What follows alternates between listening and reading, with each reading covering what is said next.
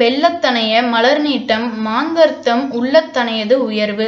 தண்ணீரின் அளவுதான் அதில் மலர்ந்துள்ள தாமரைத் தண்டின் அளவும் இருக்கும். அதுபோல மனிதரின் வாழ்க்கையின் உயர்வு அவர் மனதில் கொண்டுள்ள ஊக்கத்தின் அளவே இருக்கும். ஹாய் ஃப்ரெண்ட்ஸ், நான் தான் உங்கள் ரேவந்த். மிஞ்சி போனால் நம்மலாம் என்ன மாதிரி மழை பார்த்துருப்போம்? சாதாரணமாக வானத்துலேருந்து தண்ணி வர மாதிரி பார்த்துருப்போம். இல்லை அப்படின்னா பனி பொழியறத பார்த்துருப்போம், இல்லைனா ஆழங்கட்டி மழை பார்த்துருப்போம். ஆனால் இன்றைக்கி நம்ம வீடியோவில் எதை பற்றி பார்க்க போகிறோன்னா 3 மிஸ்டீரியஸான ரெயினை பற்றி தான் பார்க்க போகிறோம். ஸோ இந்த வீடியோவை ஸ்கிப் பண்ணாமல் ஃபுல்லாக பாருங்கள். வாங்க வீடியோக்குள்ளே போகலாம்.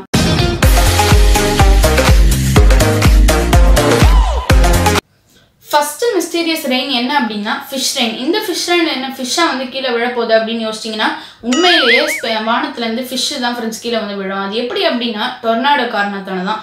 இந்த டொர்னாடோ வந்து லேண்டில் வந்துச்சு அப்படின்னா மரம் செடி வீடு இதெல்லாமே பார்த்தீங்கன்னா காற்று காரணமாக அது மேலே இருக்கும். இதே மாதிரி தான் இதே டொர்னாடோ கடலில் வரும்போது கடலுக்கு மேலோட்டமாக இருக்கிற மீன்கள் எல்லாமே அது இழுத்துரும்.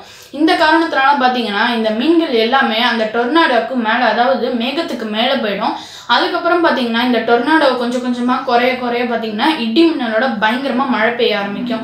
இந்த மாதிரி இடி மின்னலோட மழை பெய்யும் போது பார்த்தீங்கன்னா இந்த மீன்களும் சேர்ந்து கீழே விழும்.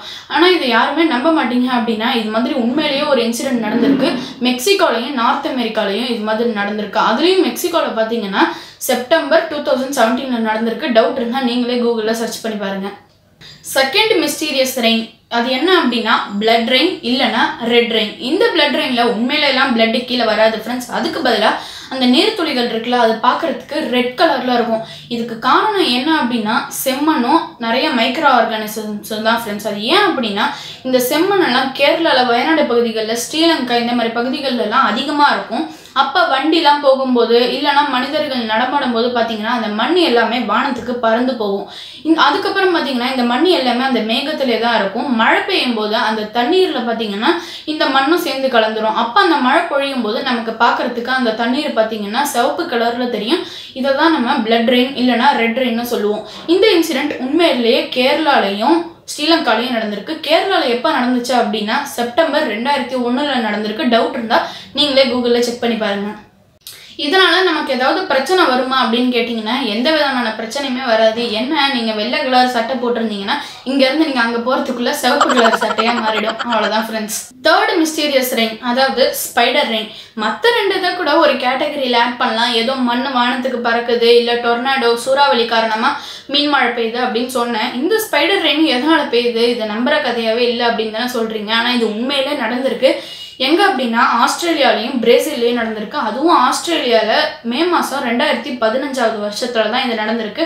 டவுட் இருந்தால் நீங்களே கூகுளில் செக் பண்ணி பாருங்கள். அது ஏன் அப்படின்னா இந்த ஸ்பைடர் ரெயினுக்கு காரணமானது அந்த ஸ்பைடர்ஸ் எல்லாமே ரீப்ரொடியூஸ் பண்ணும்போது கிரவுண்ட் லெவலில் பண்ணும்போது எந்த விதமான பிரச்சனையுமே கிடையாது.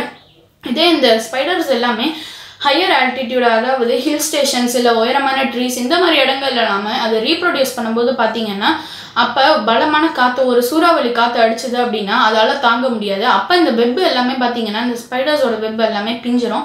அந்த மாதிரி நேரங்களில் இந்த ஸ்பைடர்ஸ் எல்லாமே இந்த காற்றோட காரணமாக மனிதர்கள் இருக்கிற இடத்துக்கு தள்ளப்படும். அப்போ இந்த ஸ்பைடர்ஸ் எல்லாமே கூட்டமாக கீழே விழுறத நமக்கு பார்க்குறதுக்கு ஒரு ஸ்பைடர் ரெயின் மாதிரியே இருக்கும். இந்த ஸ்பைடர் ரெயின் காரணமாக ஏதாவது பிரச்சனை வருமா அப்படின்னு கேட்டிங்கன்னா சயின்டிஸ்ட் எல்லாருமே என்ன சொல்கிறாங்கன்னா இந்த ஸ்பைடர்ஸ்னால எந்த விதமான பிரச்சனையுமே வராது. சப்போஸ் இது வினாமஸ் ஸ்பைடராக இருந்தாலுமே அவ்வளோ டேஞ்சரஸாக இருக்காது. உங்களுக்கு சீக்கிரமாகவே அதோட அறிகுறிகள் தெரிஞ்சிடும். இது மட்டும் இல்லாமல் உங்களுக்கு ஜுரம் மட்டும்தான் ஃப்ரெண்ட்ஸ் வரும். இதே ரொம்ப பாய்சனாக இருந்தால் கொஞ்சம் டேஞ்சர் தான். எதுவாக இருந்தாலும் நம்ம ஊருக்கு வராமல் இருந்தால் சரி தான் ஃப்ரெண்ட்ஸ்.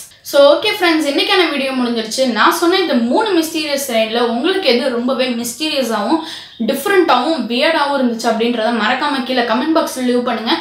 இது மட்டும் இல்லாமல் உங்களுக்கு ஏதாவது இந்த மாதிரி மிஸ்டீரியஸான ஐடியாஸ் இருந்துச்சு அப்படின்னாலுமே கீழே கமெண்ட் பாக்ஸில் லீவ் பண்ணுங்கள். நான் அதுக்கேற்ற மாதிரியுமே வீடியோ போட ட்ரை பண்ணுறேன். உங்களுக்கு இந்த வீடியோ பிடிச்சிருச்சு அப்படின்னா லைக் பண்ணுங்கள், ஷேர் பண்ணுங்கள், கமெண்ட் பண்ணுங்கள். கூடவே பக்கத்தில் இருக்கிற அந்த ரெட் கலர் சப்ஸ்கிரைப் பட்டனை கிளிக் பண்ணி பெல் ஐக்கானையும் கிளிக் பண்ணிக்கோங்க. உங்களை இன்னொரு இன்ஃபர்மேட்டிவான வீடியோவில் பார்க்குறேன். Until then bye bye.